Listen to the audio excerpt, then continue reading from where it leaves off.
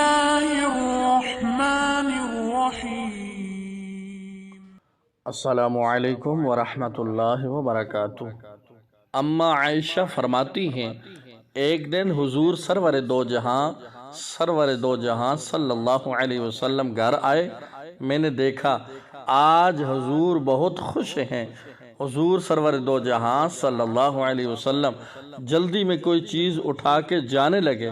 میں نے راستہ روک لیا کہ میں نے نہیں جانے دینا۔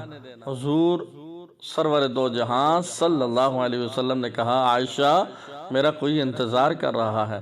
اما عائشہ نے کہا، حضور لوگ تو آئے ہی رہتے ہیں، میری بھی بات سن لیں۔ حضور سرور دو جہاں صلی اللہ علیہ وسلم نے فرمایا، اچھا بتاؤ کیا بات ہے؟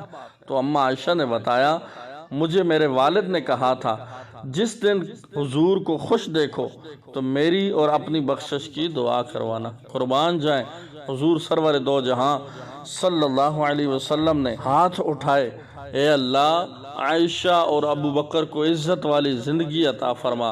اے اللہ ان کا حساب قیامت میں آسان فرمانا۔ اور پھر کہا، اے اللہ انہیں بغیر حساب ہی کے جنت عطا فرما۔ حضور سرور دو جہاں صلی اللہ علیہ وسلم دعا مانگ چکے تو پوچھا، عائشہ خوش ہو گئی ہو؟ جی حضور خوش ہو گئی ہوں۔